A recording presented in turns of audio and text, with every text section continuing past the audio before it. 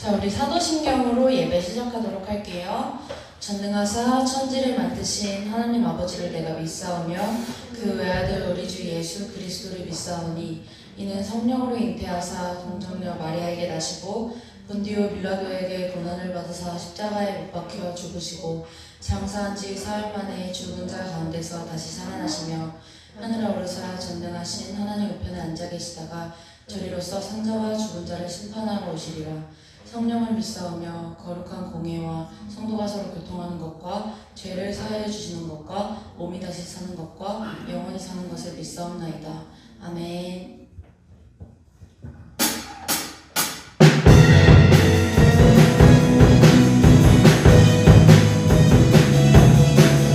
우리 목사의 자리에서 박수 치면서 찬양할게요.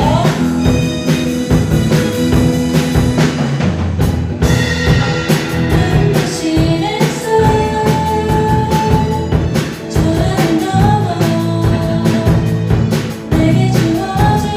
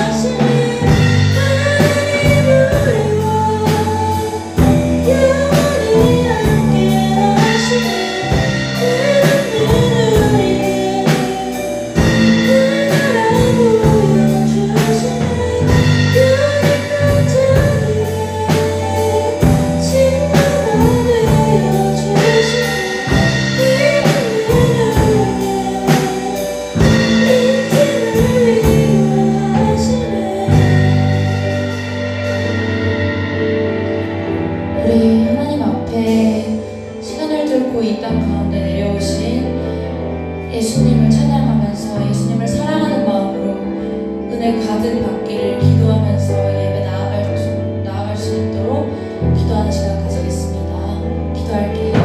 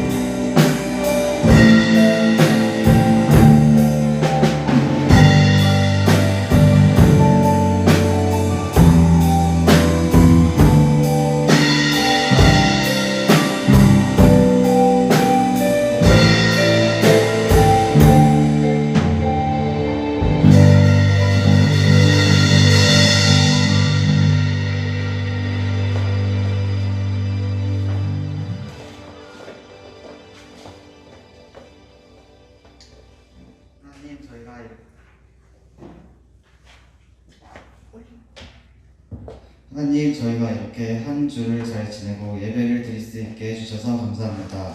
지금 코로나가 많이 안정화되고 있는데 빨리 코로나가 끝나고 저희가 정상적인 삶으로 들어갈 수 있도록 도와주세요. 또 조은민 선생님의 시아버지께서 어제 돌아가셨습니다. 하나님의 곁에서 조은민 선생님의 시아버지께서 잘 살아가실 수 있도록 도와주세요. 예수님의 이름으로 기도했습니다. 아멘.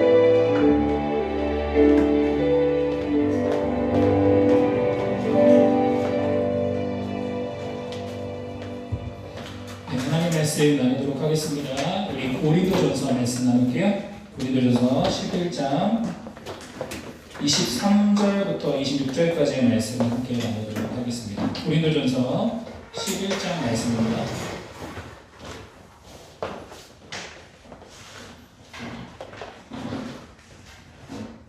고린도전서 11장 23절부터 26절까지의 말씀, 목사님 갖고 있는 성경책으로는 신약성경 276면 정도 되어 있습니다.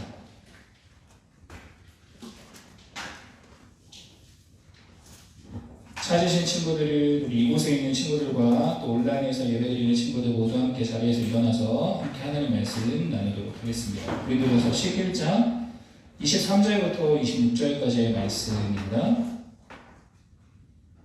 제가 먼저 읽겠습니다. 우리 교독할게요. 내가 너희에게 전한 것은 주께 받은 것이니 곧 주께서 잡히시던 밤에 떡을 가지사 축사하시고 떼어 이르시되 이것은 너희를 위하는 내 몸이니 이것을 행하여 나를 기념하라 하시고 식후에 또한 그와 같이 잔을 가지시고 이르시되 이 잔은 내 피로 세운 새 언약이니 이것을 행하여 마실 때마다 나를 기념하라 하셨으니 너희가 이 떡을 먹으며 이 잔을 마실 때마다 주의 죽으심을 그가 오실 때까지 전하는 것이니라. 아멘. 우리 앉아서 하나님의 말씀 함께 나누도록 하겠습니다. 오늘은 아주 특별한 저녁 식사라는 제목으로 하나님 말씀 나누도록 하겠습니다. 오늘 예배를 위해서 섬기는 손길들이 참 많이 있는데요. 이곳에 우리 찬양팀 친구들 나와서 또 우리 소연 선생님 열심히 준비해서 찬양 인도했고요.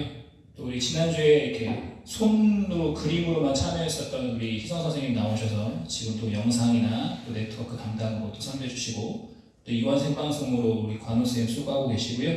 우리 귀한 섬김으로 귀한 손길로 우리들의 귀한 예배가 세워지고 있습니다.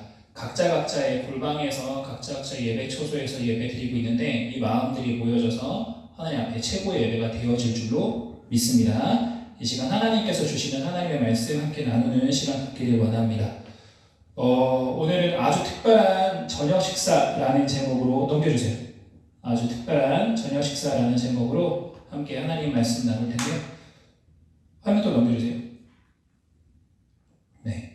우리 친구들 가장 기억에 남는 저녁 식사 자리가 있는지 한번 생각해 봤으면 좋겠습니다. 언제, 어디서, 누구랑 무엇을 먹었을 때가 가장 기억에 남는 식사 시간이었는가를 생각해 보면 목사님 떡볶이 제일 좋아하는 거 다 알고 있죠. 떡볶이 가장 좋아하는데 목사님의 가장 기억에 남는 식탁, 가장 기억에 남는 식사는 역시 떡볶이랑 비슷한 해물떡찜이라는 메뉴예요. 해물떡찜이 요즘에는 잘 없는데 한 10여 년쯤에는 굉장히 유행했었던 그런 음식인데 2009년 늦가을이에요. 2009년 늦가을에 강남역에서 먹었었던 해물떡찜이 목사님에게는 잊을 수 없는 음식이 되어집니다. 왜 그럴까요? 네, 우리 율빈이 엄마랑 처음 만났었던 그 시간이 해물떡집을 먹었었던 그 시간이었기 때문에 그래요. 세상에서 가장 사랑하는 사람을 만났던 그 시간이 바로 그때이기 때문에 지금도 그때의 그 공간과 그 분위기를 잊을 수가 없습니다. 이렇게 목사님처럼 저마다 각자 모두에게는 각자 기억에 남는 식탁, 아주 소중한 그런 식사의 자리들이 다 있을 거라 생각하는데, 오늘 우리가 함께 나누는 설교 말씀은 세상의 모든 식사 자리 중에서도 가장 소중하고 깊은 의미가 담겨있는 식사 자리입니다. 이 시간을 우리는 보통 최후의 만찬이라고 부릅니다. 오늘은 예수님과 제자들의 최후의 만찬에 대한 이야기를 함께 나눌 거고요. 그 중에서도 두 가지, 첫 번째로 예수님께서 제자들의 발을 씻기시는 모습에 대해서, 두 번째로 성만찬 하시는 모습에 대해서 이렇게 두 곳에 포인트를 두고 함께 자세히 살펴보는 시간을 갖도록 하겠습니다. 먼저 첫 번째 이야기는 요한복음 13장 말씀을 같이 보면서 함께 살펴보도록 하겠습니다. 화면으로 요한복음 13장 4절 말씀을 보시면요, 예수님께서 식사 도중에 일어나셔서 무엇을 하십니까? 옷을 벗으셨고요, 수건을 가져다가 허리에 두르시고 대야에 물을 떠오셨고요, 그리고 나서 제자들의 발을 씻으시고 그 두르셨던 수건으로 그 발을 닦아주셨습니다. 너무나도 잘 알고 있는 예수님께서 제자들의 발을 씻기시는 장면인데, 그러면 예수님께서 제자들의 발을 씻으신 이유가 무엇이었을까 한번 생각해 보도록 하겠습니다. 발이 더러우니까 씻겨 주었겠죠. 왜냐하면 그 당시 사람들은 이렇게 우리들처럼 이런 덮여져 있는 신발을 신고 있는 것이 아니라 더운 지방의 사람들이기 때문에 샌들을 신고 다녔었던, 요즘에 좋은 샌들도 아니에요. 아주 옛날에는 좀 이렇게 별로 좋지 않은 그런 샌들을 신고 다녀서 아마 발에는 때가 늘 가득했었던 상황일 거예요. 그래서 어느 집에 가든지 풍습이었어요. 어떤 풍습이냐면 그 집에 종이 있으면 종이 닦아줬고요, 종이 없다라면 그 집에 가장 낮은 사람들이 닦아주는, 그래서 손님을 닦아주는 것이 당연한 그런 문화였던 상황인데요. 여러 고증들과 문헌들을 통해서 살펴볼 때 우리가 흔히 최후의 만찬이라고 부르고 있는 오늘 부분의 마지막 6월절의 식사 자리는 로마형의 디귿자형의 그런 자리였어요. 지금 화면으로 보실 텐데요, 저렇게 상석과 말석이 구분되어 있던 그런 자리입니다. 예수님은 주빈이시니까 상석에 앉으셨고요, 또 23절 말씀을 보시면 예수님의 품에 의지하여서 누운 사람이 있어요. 누구냐면 사도 요한이 예수님의 품에 안겨 있었구나라는 것을 알 수가 있습니다. 이렇게 예수님과 요한은, 예수님은 상석에 앉으셨고요, 또 성경을 보면 알 수 있는 게 예수님 옆에서 같이 빵을 먹었던 사람이 가롯 유다이기 때문에 이 세 사람은 상석에 앉아 있었구나라는 것을 알 수 있고요. 또 이러한 고증을 따르며 기록들을 보면 베드로는 어디 앉아 있냐면 저 끝에 말석에 앉아 있는 상황이었어요. 왜 베드로가 이때 말석에 앉아 있는지는 기록에 나와 있지 않은데, 아마 어떤 사유가 있어서 목사님도 이렇게 식사 자리에 가면 화장실을 먼저 가서 손을 씻고 온다든가 일을 보고 온다든가 하면 늦게 들어갈 때가 있거든요. 그런 것처럼 아마 그런 사유가 있어서 늦지 않았을까라는 생각도 해보게 되고요. 또 예수님과 제자들은 수많은 식사 자리를 함께 했었을 거예요. 굉장히 많은 식사 자리를 함께 했기 때문에 늘 한 자리만 고집하는 게 아니라 어느 때는 이곳에 앉고 어느 때는 이곳에 앉고 이렇게 약간 교대로 앉게 되어지는 그런 상황이지 않았을까라는 합리적인 추론을 해보게 됩니다. 아무튼 이날은 베드로가 말석에 앉아 있었던 거예요. 그런데 베드로가 말석에 앉았다면 그가 어떤 역할을 해야 되냐면 말석에 앉은 사람이 종의 역할을 해줘야 돼요. 그래서 그 당시의 풍습은 말석에 앉은 사람이 발을 닦아줘야 되는 그런 상황이었는데, 하지만 베드로가 어떻게 했을까요? 그렇지 않았다라는 거예요. 그렇기 때문에 예수님께서 제자들의 발을 씻겨주시게 되었던 것이죠. 결국 제자들은 아무도 발을 닦지 않은 채로 식사 자리에 함께하게 되어진 것이었습니다. 이런 상황에서 예수님께서 제자들의 발을 씻겨준 것이 오늘 본문의 배경이 되어집니다. 요한복음 13장 14절과 15절 말씀 우리 화면으로 같이 보면서 읽도록 하겠습니다. 같이 읽어볼까요? 14절 그리고 15절 말씀입니다. 시작! 내가 주와 또는 선생이 되어 너희 발을 씻었으니 너희도 너희 발을 서로 씻어주는 것이 옳으니라. 다음 말씀. 내가 너희에게 행한 것 같이 너희도 행하게 하여 아멘. 예수님께서 말씀하십니다. 그래, 내가 너희가 생각하는 주 그리고 선생이 맞지. 근데 내가 그런 자가 종과 같은 모습이 되어서 너희 말을 시켰으니까 너희도 나를 본받으라 라고 명하고 계시는 장면이에요. 우리 제자들의 모습을 살펴보면요, 이 3년의 시간 동안을 늘 어떻게 했냐면 예수님이 주인인 것은 변함이 없어요. 예수님이 대장인 것은 이렇게 변함이 없고, 그 다음에는 어떻게 했냐면 그러면 예수님 다음에는 나야 라는 생각으로 제자들은 늘 싸웠었어요. 바로 이 시간, 이 최후의 만찬의 이 자리에서도 나중에 내가 예수님의 오른쪽에 앉아 있을 거야, 내가 2인자가 될 거야 라고 싸웠었던 사람들이에요. 그런데 그러다가 이후에 예수님께서 십자가에 못 박혀서 죽으시고 예수님이 부활 승천하신 후에는 이 제자들은 어떠한 모습을 보였을까? 어떻게 해야 되냐면, 이제는 예수님이 안 계시니까 누군가가 먼저 첫 번째 서열에 오르게 되고, 그리고 그 다음에 서열과 지위가 정해질 법하잖아요. 그런데 이후에 제자들의 모습은 그렇지 않았다라는 것입니다. 제자들, 예수님이 부활 승천하시고 예수님이 없게 되시니까 어떤 모습이 되냐면 서로 섬기는 자들이 되었고요, 서로 동역자가 되었고요, 오직 하나의 목적을 위해서 살아갔다라는 거예요. 예수님께서 맡기신 사명, 땅끝까지 이뤄서 복음 전하는 자가 되라는 그 명령을 따라서 사는 사람들이 되었습니다. 각양각지에 나아가서 복음을 전했었고요, 교회에 세워서 섬기고 하다가 어떤 일이 펼쳐지냐면, 사도 요한 한 사람만 빼고, 이것은 주의 뜻이 있었는데 사도 요한 한 사람만 빼고 가룟 유다가 죽게 되고, 가룟 유다를 대신해서 뽑혔던 마띠아까지 모든 제자들은 다 어떻게 되었을까요? 하나같이 예수님처럼 순교하는 삶을 살았습니다.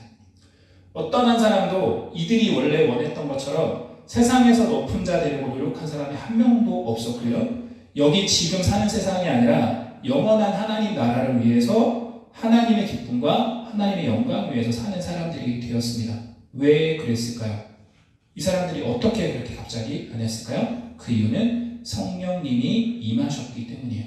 성령을 받았기 때문에 내가 원하는 삶이 아니라 하나님이 원하시는 삶을 살았다라는 것입니다. 성령이 임하시자 이들은 세상에서 왕노릇하는 것을 생각하지 않고요, 다른 영혼들을 위한 삶을 살았고 다른 영혼들을 섬기는 삶을 살았다라는 것입니다. 누구처럼 그렇게 했습니까? 예수님처럼 했다라는 거예요. 성령이 내 안에 있는 사람들은요, 내 뜻대로 살아가지 않습니다. 예수님처럼 살아가게 되는 것입니다. 우리 한번 따라해 봤으면 좋겠습니다. 성령님이 임하시면 주 뜻대로 살아갑니다. 아멘. 다시 한번 고백합니다. 성령님이 임하시면 하늘을 위해 살아갑니다. 아멘. 이제 두 번째 이야기 나눌게요. 두 번째 이야기, 성만찬의 이야기입니다. 오늘 본문 말씀 보도록 할게요. 고린도전서 11장 23절부터 26절까지의 말씀을 보시면, 예수님이 제자들의 발을 씻겨주셨듯이 평소와 다른 하나의 행동을 더하십니다. 그저 특별한 행동을 아주 특별한 저녁 식사인 이때에 하시는데요. 무엇입니까? 먼저 떡을 들고 축사하세요. 떡을 들고 축사하시면서 떼시면서 말씀하셨어요. 이 떡을 들고 떼시면서 축사하시는 것, 여기서 떡은 무엇을 상징할까요? 우리 세례교육도 다 받고 또 우리 성찬식에 참석하면서 다 알게 되었을 텐데, 여기서 떡은 무엇을 상징합니까? 예수님의 몸을 상징합니다. 떡을 뗄 때 떡이 뜯겨지고 찢겨지듯이, 그렇게 상하게 되듯이 예수님의 몸이 십자가의 형벌을 받으시면서 상하게 될 것을 말씀하고 계시는 장면입니다. 패션 오브 크라이스트 영상을 다는 못 봐도 이렇게 잠깐이라도 본 사람들이 있을 텐데요. 패션 오브 크라이스트 영화는 이 역사적인 고증을 따라서 만든 그런 영화인데, 예수님이 당하신 십자가 형벌을 십자가 위에 달리신 것만이 끔찍한 것이 아니라 십자가에 달리시기 이전부터 저렇게 채찍을 맞는 것부터가 아주 무서운 형벌이 되었습니다. 저도 이 영화 보기 전까지는 저렇게 저 형벌이 힘들었는가를 몰랐는데, 저거 보고 나니까 정말 몸이 다 찢기시면서 고생하셨구나, 고통당하셨구나를 알게 되었습니다. 예수님께서 우리 죄를 대신 지시고 우리를 구원하시기 위해서 이렇게 몸이 찢기시는 희생을 당하셨다라는 것이죠. 25절 말씀 보면요, 이제는 뭐를 들고 말씀하시냐면 잔을 들고 말씀을 하십니다. 포도주는 예수님께서 말씀하시는 것처럼 예수님께서 흘리실 피를 상징을 하는 거고요, 예수님께서 우리를 구원하시기 위해 십자가 형벌을 받으실 때 물과 피를 다 쏟으실 것을 말씀하고 계시는 거예요. 근데 중요한 것은 뭐냐면 왜 예수님께서 물과 피를 다 쏟으시는지에 대해서 그 이유가 25절 말씀 가운데 나오고 있습니다. 그 이유가 무엇입니까? 이 잔은 내 피로 세운 새 언약이니, 즉 무엇이냐면 예수님께서 우리를 대신해서 몸이 찢기시고 피를 흘리시면서 십자가에서 죽으신 이유가 무엇이냐면 우리와 하나님과 새로운 언약을 체결하시기 위해서, 우리와 더불어 맺은 언약을 다시 갱신하시기 위해서, 다시 말해 하나님과 우리와의 관계를 다시 회복시키시기 위해서 그렇게 하셨다라는 것입니다. 그런데 예수님께서 이 떡을 가지고 축사하시고 먹으라고 하시고 잔을 가지고 축사하시고 먹으라고 하시는데 왜 이것을 먹으라고 하실까를 한번 생각해 보았으면 좋겠습니다. 먹는다라는 것은 어떤 의미가 있습니까? 먹는다라는 것은 내 안에 들어온다라는 의미가 있어요.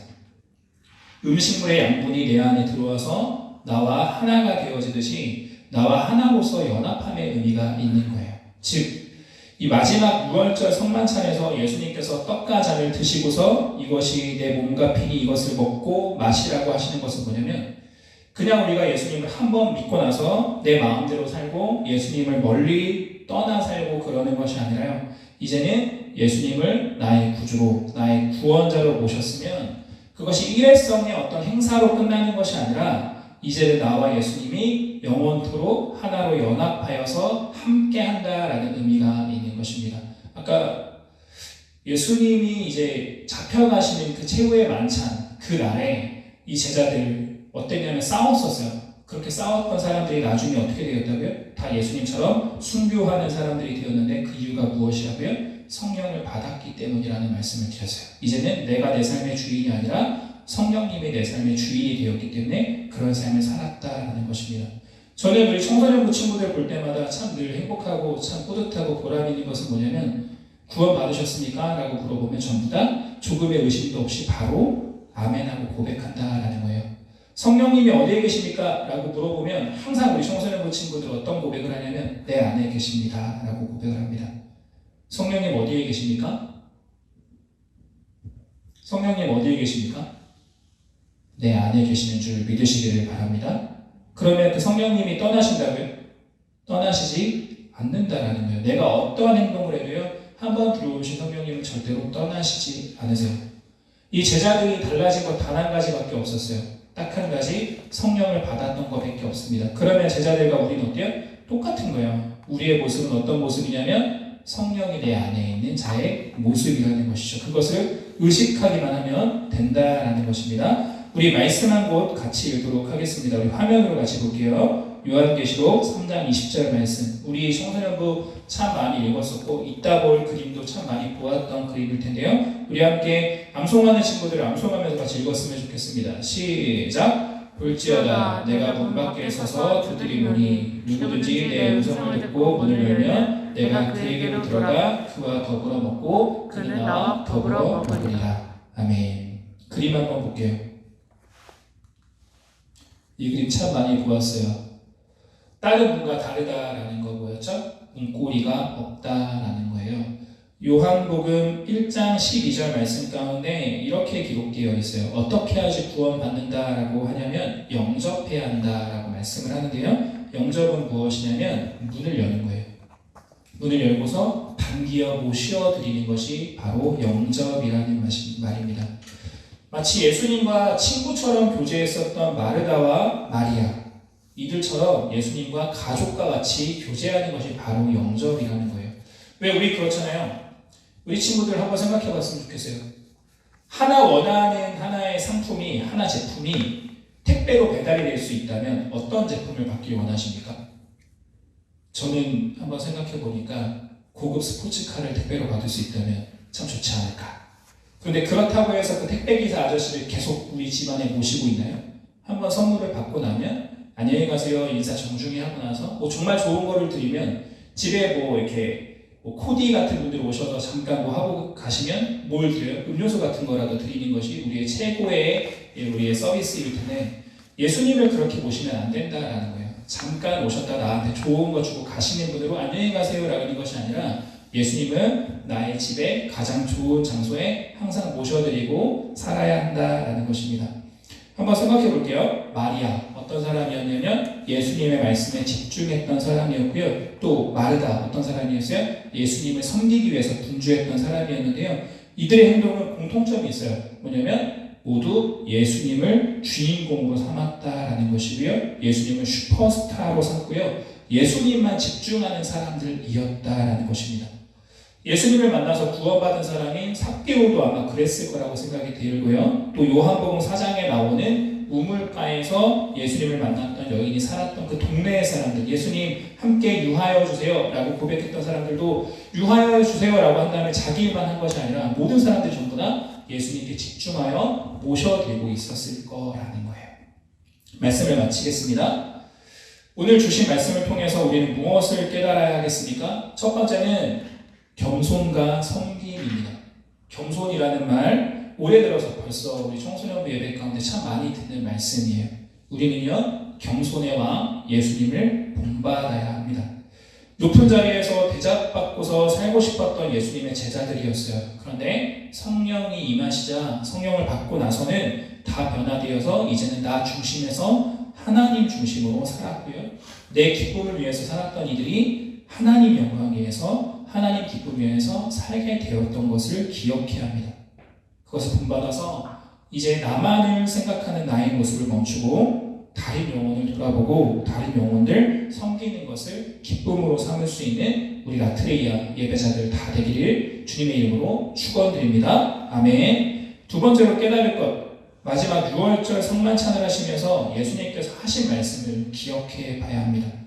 우리 오늘 본문 말씀 보시면요, 떡을 떼시면서 잔을 드시면서 하신 두 번의 말씀 가운데 반복해서 하신 말씀이 있어요. 이것을 행할 때마다 뭐라고 써 있어요? 나를 기념하라 라고 써 있어요. 영어 성경에는 remember라고 쓰여져 있습니다. 우리는 예수님을 늘 기억해야 합니다. 예수님의 십자가 희생을 늘 기억하면서 감사하는 삶을 살아야 하겠습니다. 그리고요, 잠깐 기억하고 잠깐 추억하고 마는 것이 아니라 예수님과 늘 함께하는 우리가 되어지기를 소망합니다. 예수님이 어디에 계십니까? 내 안에 계세요. 내 안에 계신 예수님의 영, 성령 하나님을 늘 의식하면서 삶 속에서 동행하는 삶을 살아야 한다는 것이죠. 우리가 어떻게 하면 예수님을 본받고 예수님처럼 살 수 있을까요? 굉장히 쉬워요. 그것은 무엇이냐면 내 안에 계신 성령 하나님을 의식하면 되어지는 것이고요. 내 안에 계신 성령 하나님을 의식하면서 내 뜻이 아닌 하나님의 뜻, 하나님의 말씀 따라 살아가면 되는 것이죠. 제자들이 그렇게 살았어요. 내가 주인 되어지는 삶이 아니라 성령님께 내 삶의 주권을 맡겨드리자 하나님 뜻대로 살 수 있게 된 것이죠. 그렇게 살게 되면 잠깐의 기쁨, 세상에서 얻을 수 있는 잠깐의 즐거움이 아니라 하나님 안에 있는 진정한 기쁨과 진정한 영원한 즐거움과 행복을 경험하게 되는 것입니다. 그 기쁨과 그 즐거움, 우리 청소년부 친구들과 함께 누릴 수 있기를 간절히 소망합니다. 아멘. 기도하겠습니다. 제가 기도한 이후에는 우리 전찬희 학생의 특성으로 함께 하나님 앞에 우리 헌금 올려드리는 시간 갖도록 하겠습니다. 함께 기도하겠습니다. 서로의 발을 씻어주려고 하지 않았었던 내가 다른 일들보다 높아지고 싶어 했던 그 12제자의 모습, 우리에게 있지 않은지를 돌아보는 우리들 되어지길 간절히 소망합니다. 나를 본받으라고 말씀하시면서 제자들의 발을 씻기셨던 그 예수님의 성경을 기억하면서 자기를 높이는 자는 낮아지고 자기를 낮추는 자는 높아지리라고 하신 주의 말씀을 깨닫고서 주님의 경손을 우리의 삶에 드러낼 수 있는 우리 라트레이아 예배자들 다 되게 하여 주시옵소서. 나를 기념하라 말씀하시면서 떡을 떼시고 잔을 드신 후에 그와 같이 몸을 찢기시고 피를 다 쏟으시면서 십자가 제사 드리셨던 예수님을 주님께서 말씀하신 것처럼 늘 모든 순간에 기념하고 기억하고 의식하며 감사하는 우리 되길 소망합니다. 이전에 나는 없고 이제는 주와 하나 되어서 연합한 자로 사는 나임을 기억하면서 또한 그것이 얼마나 큰 특권인지 얼마나 큰 은혜인지 깨닫는지 우리 되게 하여 주시고 주께 나의 모든 주권을 맡겨드리면서 내 삶을 맡겨드리면서 주의 기쁨과 영광 위에 사는 것을 우리의 즐거움으로 삼을 수 있는 하나님을 경외하는 자들 다 되어지기를 소망하오며 우리 주 예수 그리스도를 받들어 간절히 기도드립니다. 아멘. 천천히 학생 나오셔서 헌금 위하여 특송해 주시겠습니다.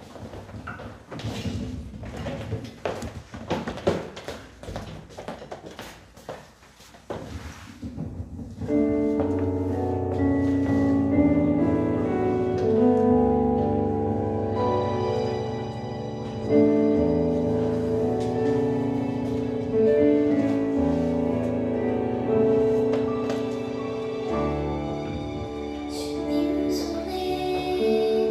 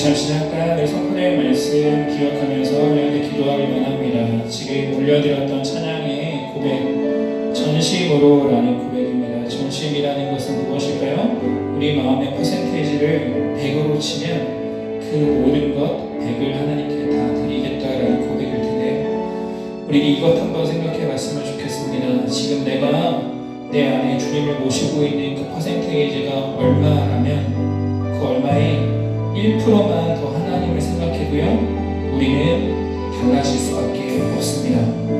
이 시간 하나님, 이 전심으로라고 고백하였던 그 고백처럼 진정 내가 다른 것을 소망하고 다른 것을 믿고 다른 것을 사랑하는 것이 아니라 조금이라도 더 주님을 사랑하고 조금이라도 주님을 더 닮아가는 내가 되어지길 원합니다.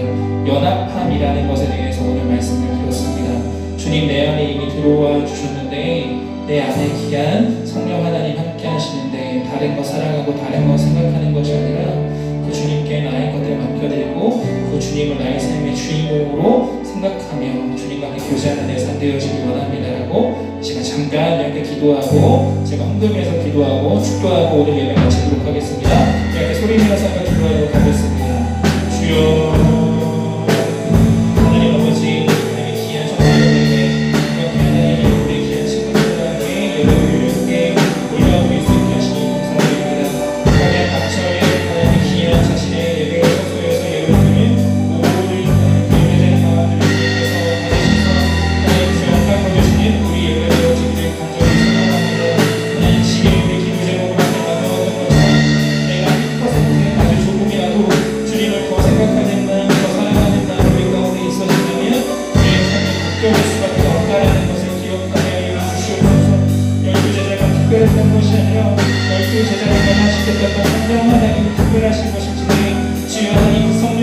동일한 그 성령이 내 안에 있음을 기억하며 하나님 이제 내 목적, 내 생각, 나의 유적 위에서 살아가는 것이 아니라 하나님 영광 위에서 하나님 기쁨 위하여서 내가 높아지는 것이 아니 하나님을 크시는 것이 내 삶의 기쁨 되어지는 귀한 삶을 살아가는 결단에 우리 안에 올릴 수 있게 되어주시고 내 안에 계신 성령 하나님을 기울이고 있는 것이 아니라 주님을 살아서 주님과 함께 공연하며 살아가는 우리를 되어줄 수 있도록 주의 역사하여 예배 자리에 나오면서 주께 헌금 드리게 하시니 감사드립니다. 주님 우리를 위해서 물과 피를 쏟으셨고 모든 것을 아낌없이 우리 가운데 주셨는데 우리도 주님을 위해서 드리고 헌신하는 것이 마땅한 줄 압니다. 이 물질뿐만이 아니라 나의 모든 것이 다 주님의 것인데 주를 위해서 기꺼이 기쁨으로 올려드릴 수 있는 우리를 되게 하여 주시옵소서. 올려드리는 물질 가운데 은혜 내리고 복 주시사 이 물질에 사용되는 모든 것들마다 주님의 귀한 역사 있게 하여 주시옵소서.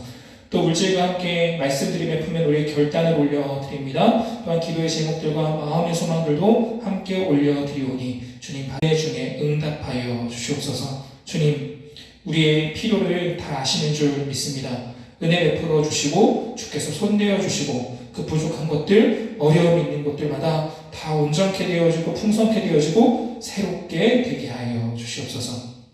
한 주간의 삶을 주님께 의탁드립니다. 우리 친구들 큐티 잘하고 말씀 생활 잘하도록 도와주셔서 묵상과 기도와 나눔으로 풍성한 거룩한 한 주간 살아내기를 소망하오며 예수 그리스도의 은혜와 하나님의 사랑과 성령의 충만이 예수님처럼 겸손하고 예수님처럼 헌신하고 언제나 주를 기억하고 주의 임재 안에 살기를 소망하는 우리 청소년부 라트레이아 예배자들 머리 위에 이제부터 영원까지 항상 함께 있을지어다. 아멘.